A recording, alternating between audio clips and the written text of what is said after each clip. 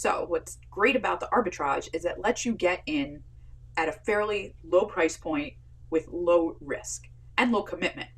Hi, I'm Beth Hochberger, CPA, CGMA. This channel aims to educate you on tax, tech, crypto, and finance related news. Come learn how to grow and keep your wealth. In this video, we're going to talk about Airbnb arbitrage. So if you're new to the Airbnb short-term rental space, you might see this word float around, arbitrage. So what exactly is arbitrage? This is a term that comes out of finance that's when you're basically buying and selling the same thing at the same time, but you're buying it low and selling it high.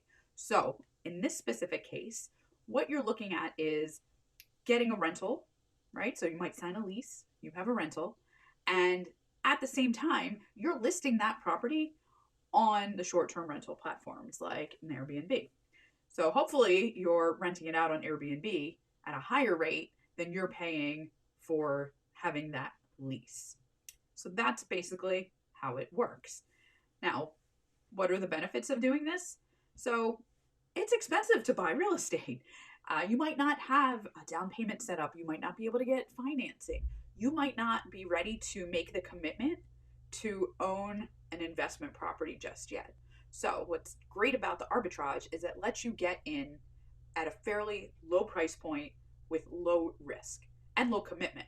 So instead of buying a big expensive property that you own indefinitely, you might just sign a couple of months or an annual lease, and now you can kind of dip your toe into the Airbnb rental market.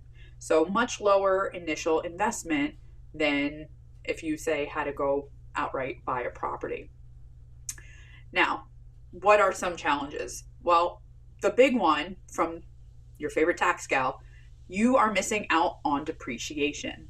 So because you don't own the property itself, you don't have the ability to take depreciation for that property.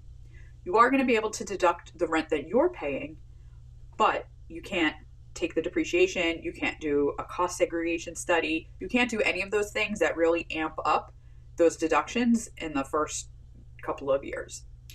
You might also not be legally allowed to what we call sublet that property. So what that means is if you find a place to lease that you want to then turn around and list on Airbnb, you might find that the lease agreement you signed actually says you're not allowed to do it, right? So you have to make sure going into this that the landlord knows that your intention is to list this as a short-term rental and hope that they're okay with it.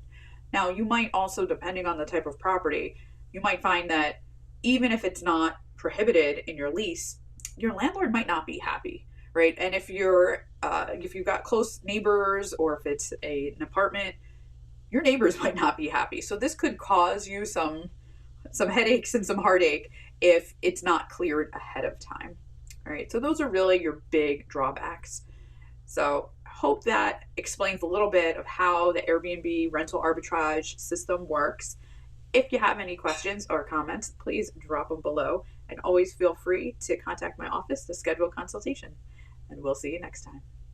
Thank you for sticking around. I hope you learned something new.